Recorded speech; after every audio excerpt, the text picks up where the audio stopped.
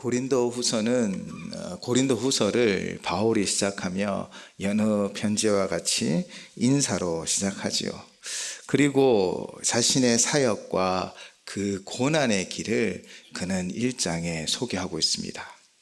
1장 8절에서 10절까지는 아시아에서 바울 그 자신의 생명이 포기할 만큼 심한 고통을 겪기도 하였음을 소개하고 있죠. 고린도후서 1장 8절에서 9절 말씀입니다. 형제들아, 우리가 아시아에서 당한 환난을 너희가 모르기를 원하지 아니하노니 힘에 겹도록 심한 고난을 당하여 살 소망까지 끊어지고 우리는 우리 자신이 사형 선고를 받은 줄 알았으니 이는 우리로 자기를 의지하지 말고 오직 죽은 자를 다시 살리시는 하나님만 의지하게 하심이라. 아멘. 바울은 오직 복음을 들고 이 복음을 땅끝까지 전하기 위하여 그 선교의 길을 나섰습니다. 그러나 그 선교의 길, 자기 욕심이 아니라 바로 하나님 영광을 위하여 나아간 길이지만 그 길에 고난이 참으로 많았었지요.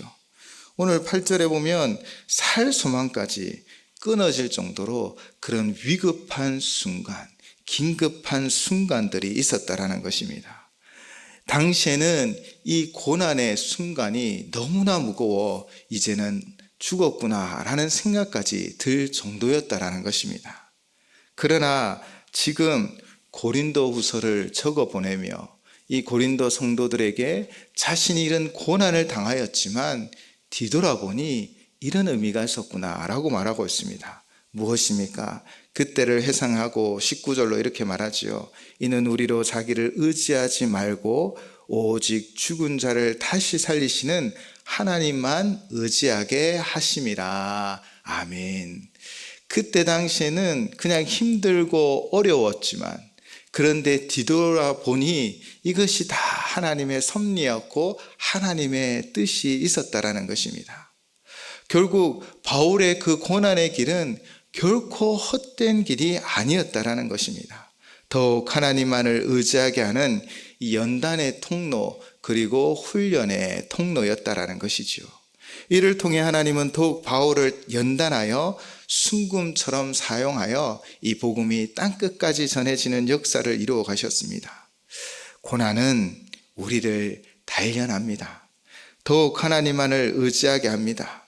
천지를 지으시고 지금도 다스리시는 하나님을 의지하게 함으로 그 의지함으로 말미암아 넉넉히 이기고 승리하게 하여 주실 줄을 믿습니다.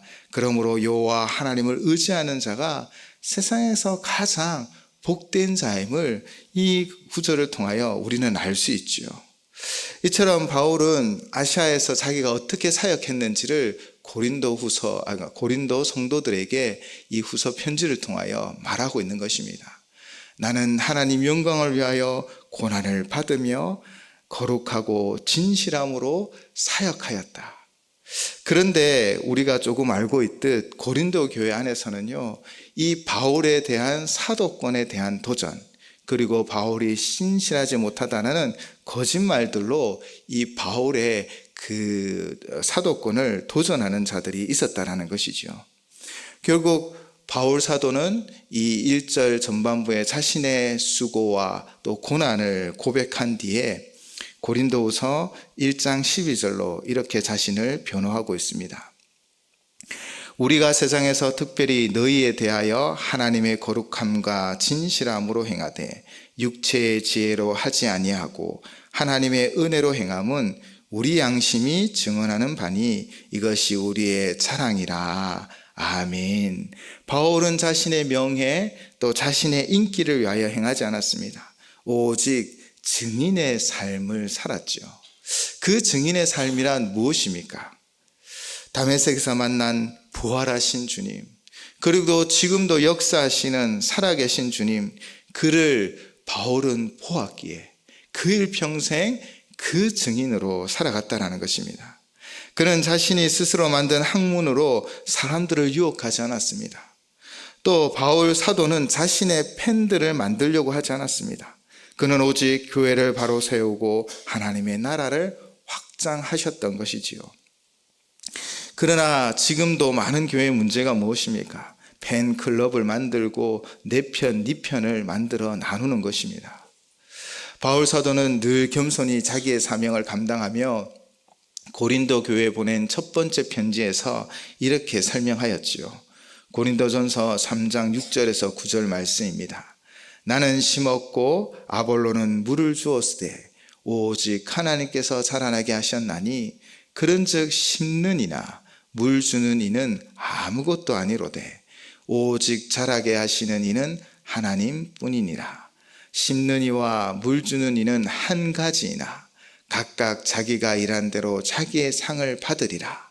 우리는 하나님의 동력자들이요 너희는 하나님의 밭이요 하나님의 집이니라. 아멘.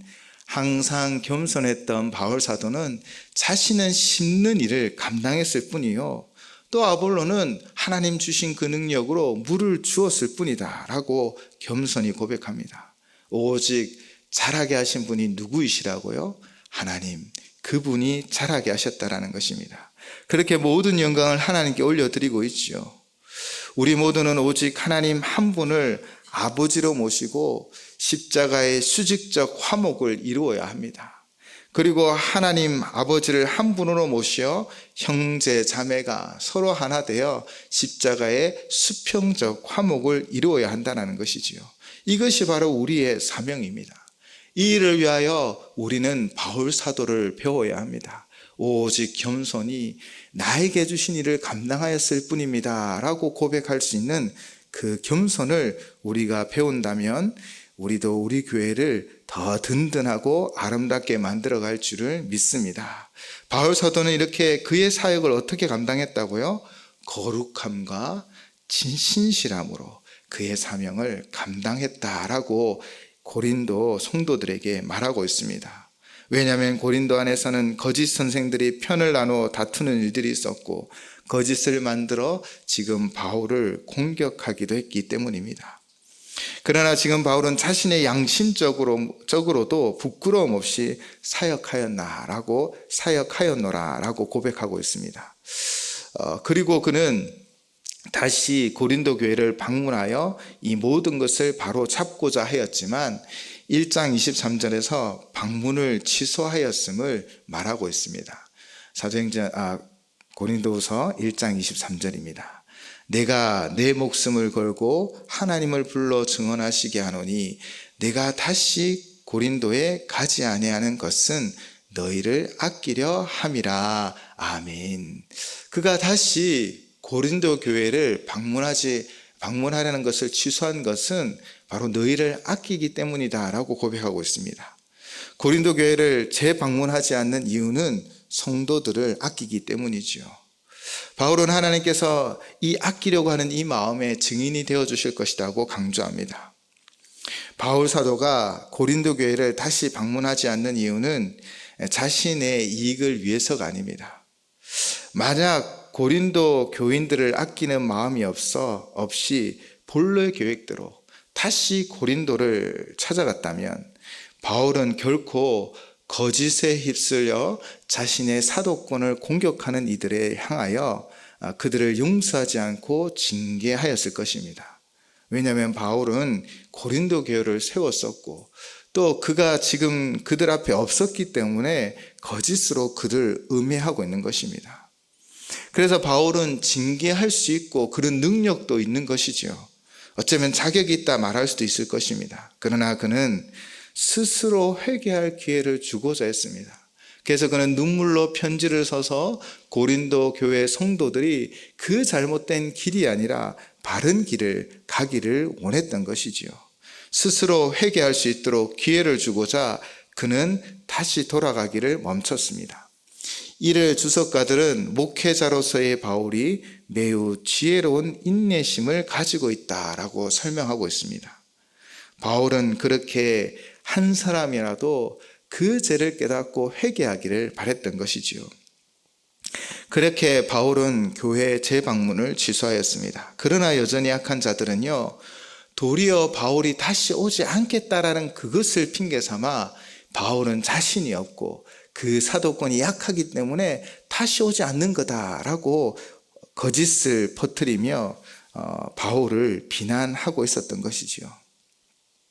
바울은 디도편에 눈물의 편지를 써서 보냅니다. 그 장면이 2장 4절에 기록되어져 있죠. 눈물의 편지를 써서 디도편에 보냈다라는 것입니다. 그리고 5절에서 11절까지는 2장 5절에서 11절까지는 그리스도의 몸된 교회가 어떻게 성장하느냐, 어떻게 바르게 세워가느냐, 그것은 바로 용서라라는 것을 말하며 용서하기를 요청하고 있는 것이죠. 바로 자신이 되돌아가지 않는 것도 그들을 용서하는 것이요, 그들이 스스로 깨닫고 회개하여 돌아오기 위한 일인 것입니다. 바울은 오직 내 편, 네 편이 아니라 바로 하나님의 교회를 온전히 성장시키시고 바로 세워가기를 늘 바랬던 것입니다. 이렇게 눈물의 편지를 보내고 그들에게 용서를 함으로 공동체가 아름답게 세워지기를 바라면서 바울은 오늘 본문에서 자신의 사도직 그리고 또 이후에 그의 수행의 이 행함의 정당성들에 대하여 자신의 변호를 기록하기도 합니다. 오늘 본문에서는 사도직에 대한 설명이요, 더 크게는 바로 예수 그리스도를 믿는 우리 모두가 어떤 존재적 정의를 가지고 있음을 보여주고 있습니다. 먼저 본문 12절에서 13절로 미루어 볼 때 본래 에베소에서 디도에게 이 눈물의 편지를 주어 고린도로 파송하면서 그와 드로아에서 만나기로 약속했던 것으로 추측이 되어집니다. 그리하여 바울은 에베소를 떠나 드로아로 갔지요. 그러나 오늘 본문 12절 13절의 내용을 살펴보면 그 바울은 이 드로아에서 디도를 만날 수가 없었습니다. 그에게 눈물의 편지를 보내어 고린도 성도들이 이 편지를 받고 어떻게 되었는지 무척이나 궁금했지만 이 디도가 더디 옴으로 말미암아 복음의 문은 열렸지만 바울의 마음이 편치 못하여 이 드로아에서 크게 사역하지 못하였음을 기록하고 있지요.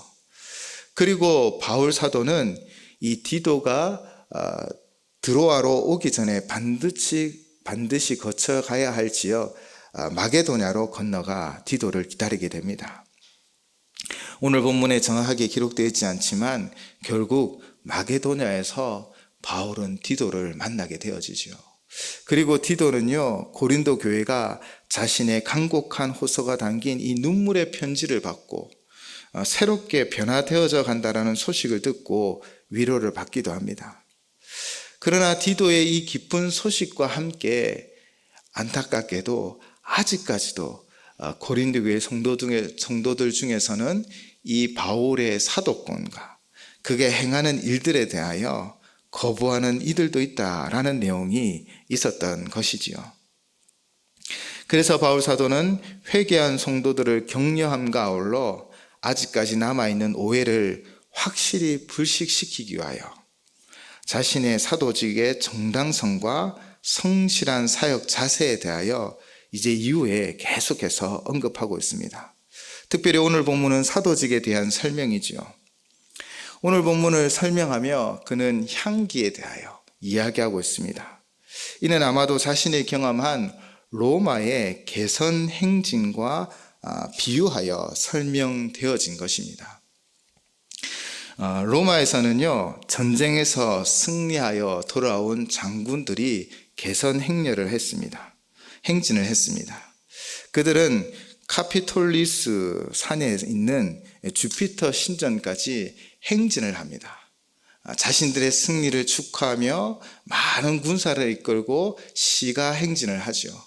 그러면서 그들이 주피터 제단에 바칠 제물을 가지고 하기도 하고요.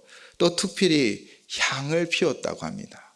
이 향은 이 향내가 온 로마 시내의 거리에 진동할 만큼 많이 피웠다고 합니다. 따라서 로마 시민들이 그들의 두 눈으로 이 개선 행진, 시내 행진을 보지는 않지만 그들이 향의 냄새를 맡을 때 무슨 일인지를 다 알았다라는 것이죠. 바로 승리한 장군이 개선 행진을 하는데 바로 이 주피터 신전까지 나아간다라는 것입니다. 그래서 바울 사도는 바로 이 냄새를 자신에 비유하여 하나님의 심판과 구원을 전하는 그리스도의 향기로 묘사하고 있는 것입니다. 이 개선 행렬에서 풍겨나는 향 냄새는요, 적대 세력과 포로들에게는 이 패배와 죽음을 나타내는 것이지요. 그러나 로마 시민에게는 바로 승리의 향, 그리고 우리는 안전하다라는 그 상징의 향기였다라는 것입니다. 이를 바울 사도는 본문의 비유로 사용하고 있는 것이지요. 자신이 사도직을 감당하고 있는 것은 인류를 구원하고 영생을 주신 예수 그리스도의 승리를 전하는 것이다 라고 오늘 본문을 통하여 비유하고 있는 것입니다. 이는 바울 사도직만이 아닙니다. 바울만이 이 선교적 사명을 감당하여 그 예수 그리스도의 향기가 되어 주님의 그 승리를 선포한 것이 아니죠. 바로 오늘을 사랑하는 우리 또한 예수 그리스도의 향기가 되어 예수 그리스도의 그 부활의 능력, 우리를 구원하신 구세주를 땅끝까지 증거하는 증인의 삶을 살아가야 합니다. 우리를 이렇게 부르셨습니다. 베드로전서 2장 9절 말씀입니다.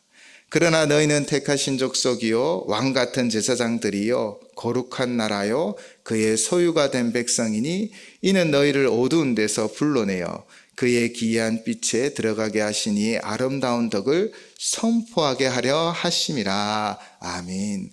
하나님은 우리 모두를 부르셨습니다. 우리를 통하여 하나님의 복음이 땅끝까지 증거되기를, 바로 아름다운 덕이 선포되어지기를 원한다라는 것이지요. 이 아름다운 덕은 하나님의 공의입니다. 이 덕은 주를 믿는 자는 구원을 얻게 되지만, 그러나 끝까지 주를 믿지 않는 자들은 심판을 받을 것이라는 이 선포인 것입니다. 이 향기는 구원뿐 아니라 심판에 대하여 선포함으로 사망의 심판을 받아 죽을 자들에게 돌아오라라는 그 선포이기도 하고, 또 주를 믿는 자들에게는 분명 하나님의 승리의 역사를 보여주고 들려주고 향을 나타내 주는 것이지요. 주 예수 그리스도를 믿는 자는 구원을 얻을 것이고, 주 예수를 믿지 않는 자는 결국에는 심판을 받을 것이라는 그 분명한 메시지를 보여주는 것입니다.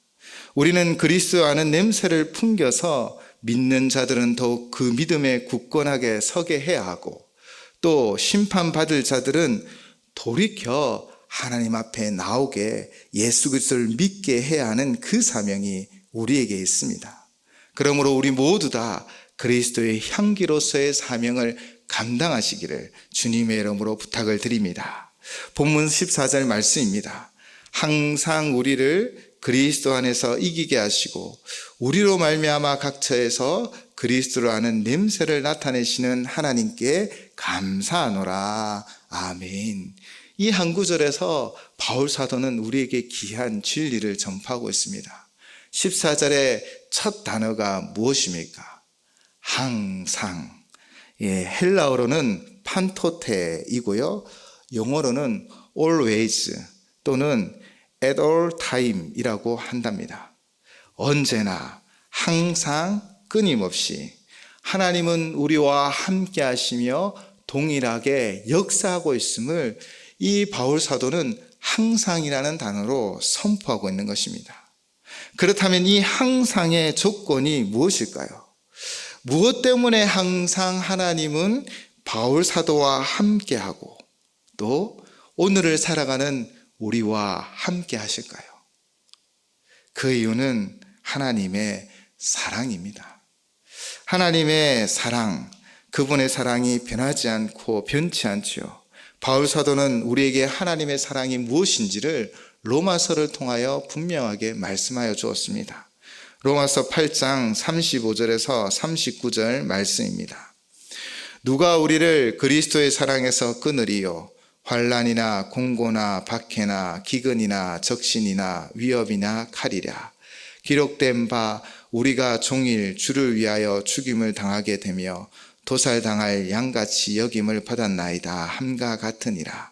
그러나 이 모든 일에 우리를 사랑하시는 이로 말미암아 우리가 넉넉히 이기느니라. 내가 확신하노니 사망이나 생명이나 천사들이나 권세자들이나 현재일이나 장래일이나 능력이나 높음이나 깊음이나 다른 어떤 피조물이라도 우리를 우리 주 그리스도 예수 안에 있는 하나님의 사랑에서 끊을 수 없으리라. 아멘. 하나님의 사랑에서 그 무엇도 끊을 수 없습니다. 이처럼 하나님의 사랑은 우리와 항상 함께하여 주시는 사랑인 줄을 믿습니다. 하나님의 사랑을 끊을 어떠한 것도, 어떠한 행위도, 어떠한 세력도 있을 수 없습니다. 하나님은 그 크신 사랑으로 우리와 늘 함께하시며 우리의 길을 인도해 주시는 거예요. 바울 사도는 이것을 믿었습니다. 그가 고난을 당할 때 내가 왜 하나님의 일을 하는데 이런 고난을 당하지? 라고 하지 않았습니다. 이것에 하나님의 뜻이 있을 것이고 이것을 통해 하나님의 위대한 역사를 만들어 가실 것이라는 그 믿음으로 그는 그 순간순간을 이겨냈던 것입니다. 항상 하나님이 자신을 사랑하며 자신의 길을 인도하여 주신다는 그 믿음으로 역사를 이루어갔듯 우리 마음속에도 항상이라는 단어를 간직하셔야 합니다. 하나님은 우리를 결코 떠나지 아니하시고 우리와 함께 하심을 믿습니다. 요나는 어떠하였습니까? 하나님의 명령 무시하고 도망쳐 버렸습니다. 그래서 그는 바다에 던져졌습니다. 망망한 바다에서 아무리 수영을 잘해도 결국 죽을 수밖에 없습니다. 그러나 하나님이 무엇을 준비하셨죠? 그 순간에도 큰 물고기를 준비하셔서 요나를 그 뱃속에 넣어 회개케 만들어 주셨지요. 그와 항상 함께하여 주신 것입니다. 탕자의 아버지는 어땠습니까? 그분은 매일매일 동구 밖에서 아마 이 탕자, 이 아들을 기다렸을 거예요. 불효막심한 아들이지 않습니까? 그럼에도 불구하고 아버지는 끝까지 그를 매 순간순간 기다렸습니다. 항상 사랑해 주셨던 것이지요. 구름이 태양을 가려 태양이 없어 보이지만 그래도 태양은 항상 우리가 볼 수 있게끔 빛을 비추어 줍니다. 하나님은 그렇게 항상 우리와 함께 하여 주심을 믿습니다. 때로는 우리가 실패할 때도 우리가 연약할 때도 하나님은 항상 함께 하셔서 우리를 건져주셔서 우리를 그 기쁨의 길로 인도하시며 그 평안의 길로 인도하여 주실 줄을 믿습니다. 항상입니다. 내가 잘할 때는 잘해주시고 내가 못할 때는 버리시는 하나님이 아니시고요. 항상 우리를 인도해 주십니다. 선한 목자가 되어주셔서 푸른 초장 쉴만한 물고로 인도하기 위하여 우리와 함께 골짜기를 지나시고 산을 넘는 분이 우리 하나님이신 줄을 믿습니다. 항상 함께 하시는 하나님, 그분을 믿는 믿음으로 항상 살아가시기를 주님의 이름으로 축원을 드립니다. 그리고 바울 사도는 선포하지요. 우리를 그리스도 안에서 이기게 하시고 하나님께서는 우리를 그리스도 안에서 이기게 하심을 믿습니다. 그러므로 우리는 그리스도 안에 있으면 승리할 줄을 믿습니다. 그리스도 바로 기름 부음 받은 메시아이지요. 그분은 우리를 대신하여 모든 것을 다 내어주셨습니다. 이사야 53장 5절 말씀이지요. 그가 찔림은 우리의 허물 때문이요 그가 상함은 우리의 죄악 때문이라. 그가 징계를 받음으로 우리는 평화를 누리고 그가 채찍에 맞음으로 우리는 나음을 받았도다. 아멘. 십자가에서 무엇 때문에, 누구 때문에 그분이 찍히시고 그분이 채찍에 맞으시며 그분이 징계를 당하시고 상함을 받으셨습니까? 이사야 53장 5절은 분명하게 얘기하고 있습니다. 예수님의 그 십자가의 사건은 우리의 허물 때문에 찔렸고 우리의 죄악 때문에 상했고 그분은 우리를 대신하여 징계를 받았고 그래서 우리는 평화를 누리게 되었고 그분이 우리 대신 채찍을 맞음으로 우리는 나음을 받았습니다. 우리의 모든 죄, 우리의 모든 연약함을 누가 대신 지셨습니까? 바로 예수 그리스도 그분이 대신 지셨습니다. 오늘을 살아가는 우리의 모습 속에도 연약함이 있고 허물이 있고 또 우리 안에 실수와 범죄가 있지만, 그러나 이미 주님이 이 모든 것을 대신하여 그 십자가에서 다 자신을 내어놓으며 그것을 다 해결하여 주셨음을 믿습니다. 그러므로 우리의 죄를 대신 지신 주님, 우리의 약함을 대신 지시고 그분은 우리를 강하게 하시며 그분은 우리를 부욕케 하시며 그분은 우리에게 평강 주시는 분이신 줄을 믿습니다. 오직 예수 그리스도밖에 없습니다. 그러므로 우리가 그리스도 안에 있으면 우리의 죄의 문제가 해결되어지고 우리의 약함은 강함으로 변화될 줄을 믿습니다. 우리가 세상을 어떻게 이기게 될까요? 넉넉히 이기게 됨을 믿습니다. 예수님께서 직접 우리에게 말씀하셨습니다. 요한복음 16장 33절 말씀입니다. 이것을 너희에게 이르는 것은 너희로 내 안에서 평안을 누리게 하려 함이라. 세상에서는 너희가 환난을 당하나 담대하라, 내가 세상을 이겼노라. 아멘. 예수님이 직접 우리에게 말씀하셨습니다. 내가 세상을 이겼노라. 주님이 세상을 이기셨습니다. 사망 권세를 이기셨습니다. 어둠의 권세를 이기셨습니다. 주님 앞에 모든 것은 무릎을 꿇고 오직 예수 그리스도만이 높임을 받으심을 믿습니다. 그러므로 우리가 예수 그리스도를 믿는 그 믿음 안에 서 있다면 그분의 능력으로 말미암아 우리는 세상을 이기게 되어질 줄을 믿습니다. 바울 사도도 로마서 8장 37절에서 이렇게 고백했지요. 37절 말씀입니다. 그러나 이 모든 일에 우리를 사랑하시는 이로 말미암아 우리가 넉넉히 이기느니라. 아멘. 넉넉히 이기게 하심을 믿습니다. 이 넉넉히라는 단어가 얼마나 마음에 평안을 주는지요. 우리가 경기를 보다 보면 정말 한 골, 두 골 그런 차이로 경기를 보게 되면 끝까지 보게 되잖아요. 그런데 이미 5골, 6골 충분히 이기고 있으면 어쩌면 우리는 마음을 넉넉히 놓아 보게 되어지는 것입니다.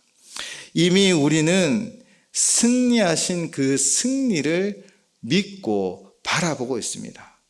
예수님이 이미 승리하신 거예요.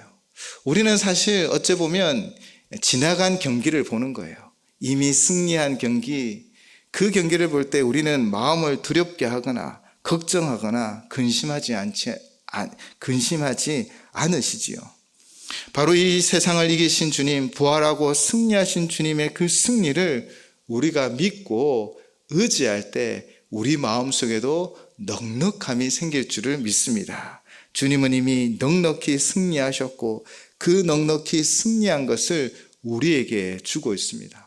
그러므로 우리가 해야 할 일은 무엇일까요? 우리는 자기 자신을 주목하는 것이 아니라 바로 그리스도를 주목하셔야 합니다. 사실 우리는 어쩌면 미문에 태어날 때부터 일어서지 못해 앉아 구걸하던 사람과 같습니다. 우리는 우리 스스로의 힘으로 우리의 삶의 모든 문제들, 또 삶의 큰 파도를 다 넘을 수 없습니다. 누군가 도움을 받고 또 우리는 누군가에게 도움을 주며 그렇게 살아가는 존재이지요. 그러나 그가 베드로와 요한을 주목했습니다. 그리고 베드로와 요한은 무엇을 선언했습니까? 나사렛 예수 이름으로 일어나 걸으라 선포하였지요. 그때 어떤 역사가 일어났습니까? 나사렛 예수의 이름이 나면서 한 번도 걷지 못했던 그 사람을 일으켜 세웠습니다. 그 사람은 나면서 한 번도 들어가지 못했던 그 성전 안으로 걸어가며 뛰며 하나님을 찬양했습니다. 주님이 하셨습니다. 자기에게 집중하고 그냥 오늘 하루 살아가는 그 먹을 것에만 관심 두는 것이 아니라 바로 베드로, 요한을 주목하며 나사렛 예수 그 이름이 선포되어질 때 우리 안에 그 안에 역사가 일어났던 것처럼 오늘도 우리가 우리 자신을 바라보는 것이 아니라 그리스도 안에서 그리스도를 바라보며 그리스도와 함께 동행하면 그 그리스도의 넉넉한 이김이, 그 승리가 우리의 것이 되어질 줄을 믿습니다. 여러분이 이미 넉넉히 이긴 이 길을 걸어가고 있습니다. 바로 예수 그리스도로 말미암아 우리는 넉넉히 이길 것입니다. 그러므로 우리는 오늘도 주님을 주목하며 바라고 주님을 믿는 그 믿음으로 나아가야 합니다.